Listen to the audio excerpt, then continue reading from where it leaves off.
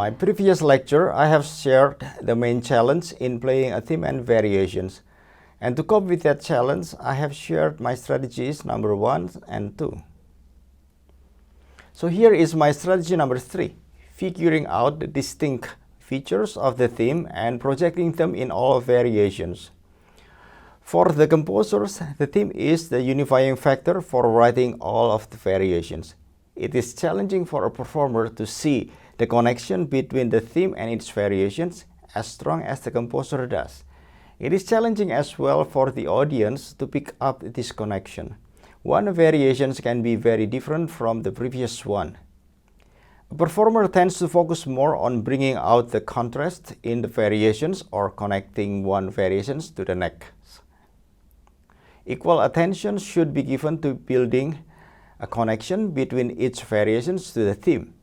This will give the entire piece a wholesomeness. Figuring out distinct features of the theme and projecting them in all variations will build a coherence at both the surface and structural levels. It is like finding the soul of the theme and walk with that soul across all variations to the very end of the piece. The most distinct features of these themes are in bars 5, 6, and 7. Lengthwise, bar 5 is the center of this 8-bar long theme. The center naturally has a strong energy, a strong gravity, and Beethoven had placed the foreign note F sharp here.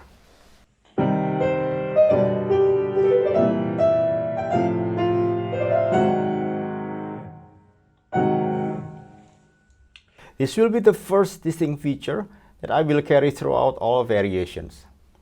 The second distinct feature is in the disturbed harmonic pacing in bar 6. After steadily moving on one harmony per bar, suddenly a dramatic change of harmony happens on the second beat in bar 6.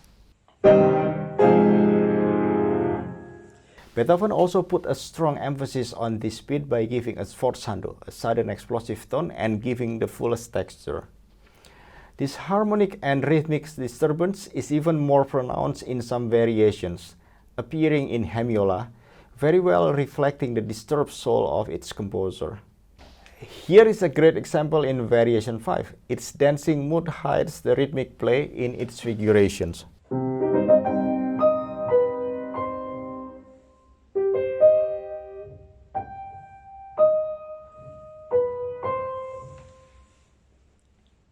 It intensifies. The octave motif is extended in a hemiola fashion and soon scattered, also in a hemiola fashion, but in a larger proportion.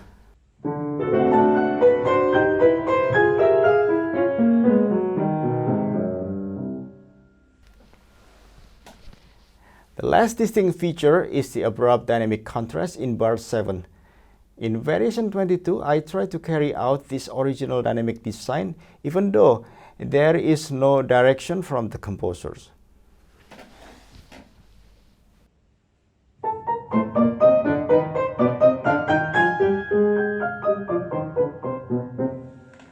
Or here, another example in variation 25.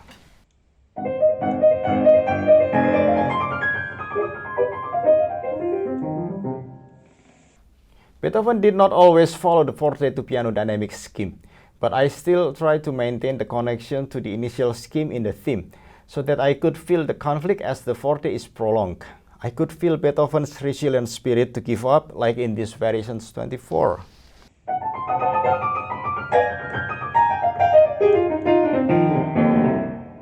Strategy number 4, keeping the tempo unified with some reasonable flexibility. Unless a composer requested a tempo change, I should keep the tempo to be around the original tempo of the theme. This is how I interpret the tempo marking from Beethoven, allegretto. I believe Beethoven had anticipated in his mind that he would write demi-semiquavers. Therefore, he wrote the allegretto instead of the allegro. This is like the fast versions of writing adagio for the second movement, anticipating to write hemi-demi-semiquavers. I believe this piece is in the allegro mood, but with some considerations, in fast allegretto rather than in slow allegretto. I made clear the two borders of the tempo, the bottommost and the topmost. I have some goals to pursue that will influence the choice of tempo I would take. First, I must keep the music alive, having the harmonic pacing mostly one harmony per bar. This piece is not only big in its number of variations, but also big in variety among its 32 variations. Some agreements need to be decided. One way of keeping the music alive is to bring out the dancing quality of the triple meter. And to accomplish that goal, I must keep the downbeat of each bar pulsating. It cannot be too heavy with each quarter note inside the bar. I must have the subdivision feeling for each bar. I must strongly connect one downbeat to another. I want my audience to feel this dancing triple meter as much as I do. A slow allegretto will not do. Another goal is to have the harmonic direction clearly stated with the choice of the tempo. In each variations, I want to have enough forward momentum leading to the peak in bar 6. I finally came with a range of tempo between 110 and 140 per quarter note.